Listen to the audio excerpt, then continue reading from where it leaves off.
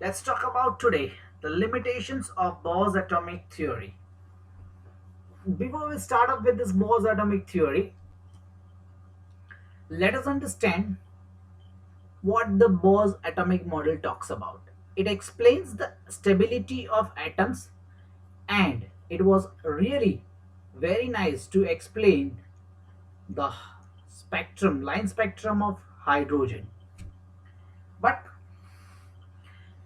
the discrepancy was there, and it was not able to explain the finer details like this.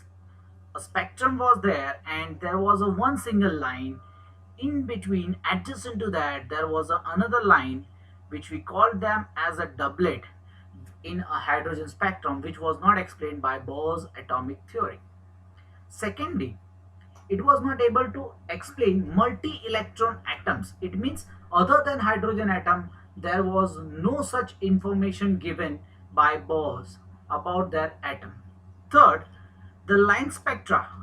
When the splitting of line spectrum takes place in the presence of electric field and magnetic field was not explained by Bohr's atomic theory, and this is considered as a Stark effect if a splitting of line spectra in the presence of electric field is considered as a Stark effect, whereas in the presence of magnetic effect it is considered as a Zeeman effect.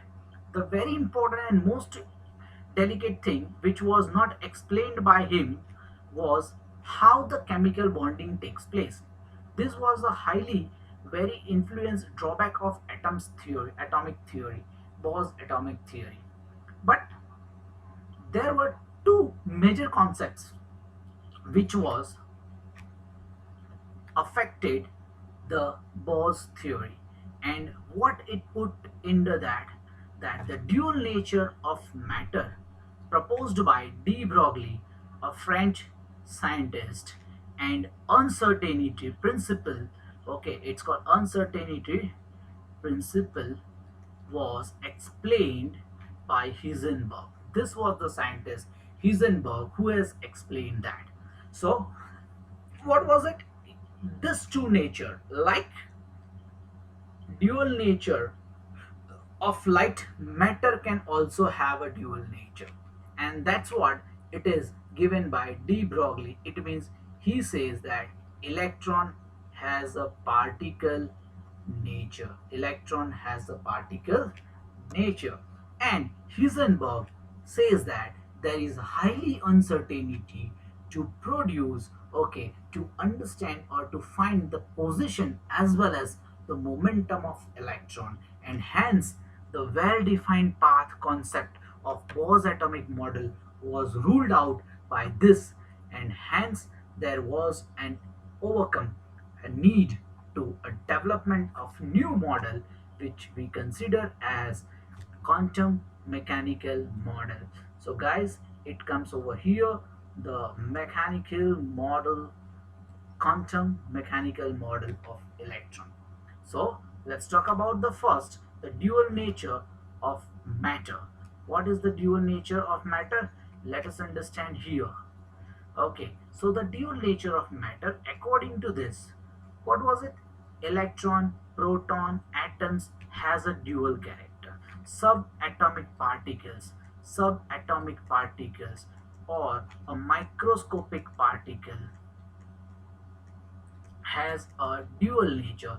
It was given by whom? A dual character was given by de Broglie. According to him, what he says? All particles in motion possess wave characteristic. Okay, so he talks about all particles in motion possess wave characteristic. What does it mean? It means electron is moving, it is charged particle, it is a particle. तो particle है तो a wave characteristic है. It means कि any wavelength है which must have a wavelength. So they talk about a wavelength over here. અને જો wavelength હોય તો definitely એને mass તો હોય જ. It must have a mass, and that was the mass. And when an electron it's moving in its motion, then it is called a momentum. And this was the relation between wavelength and the momentum given by de Broglie, considering as de Broglie's equation. De Broglie's equation, and these waves are also known as de Broglie's waves. And he says that subatomic particles like electron, protons, atoms, molecules which are very very small has a dual character. They has a particle nature as well as they have a wave nature. And all the material, let's talk about the matter. He's talk about the matter. So lambda is equal to h upon mv is a de Broglie's equation. Let's see how this equation can be derived. So derivation is given over here. It's called derivation of this equation. How we derive? So E is equal to h mu. This was the Einstein and Planck equation, which we have already studied in the previous part. But Einstein also talk about mc square.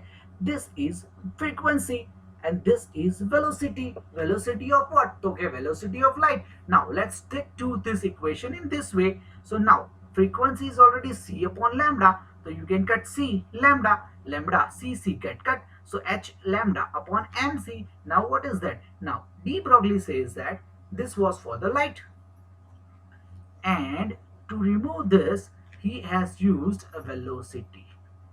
Velocity for for particle.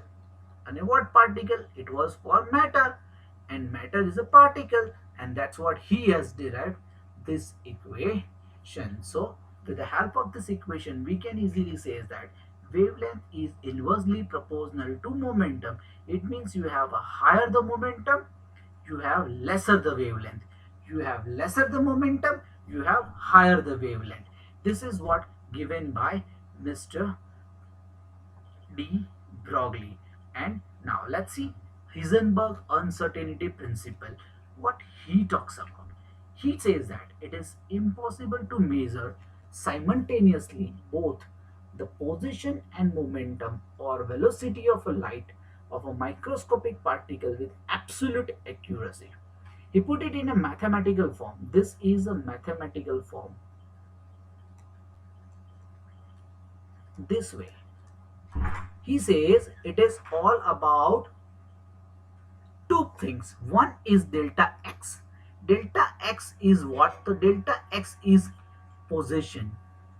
It's a position of subatomic particle, and delta p is a momentum. Delta p is a momentum. Is a momentum. Change in a momentum.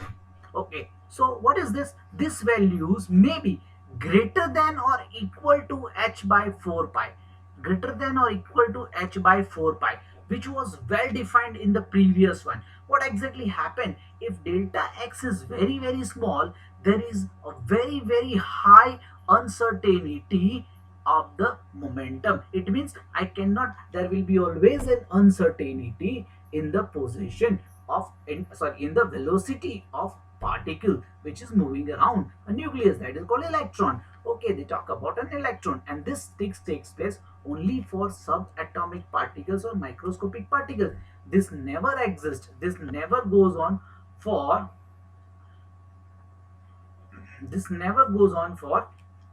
our huge molecules like macroscopic molecules. Now what exactly here wants to say? If delta x is small, then delta p is large. It means if I can accurately measure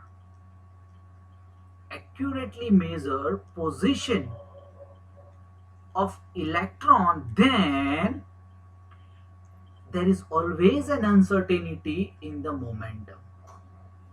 Vice versa, if I can easily find it out the momentum, then there is always uncertainty in capturing electron. And this rule has ruled out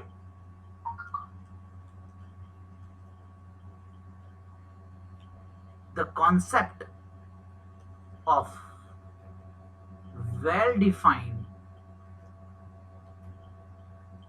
circular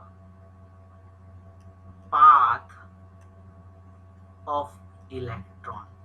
And hi guys, these two concepts plays a vital role to form and develop a new concept which is called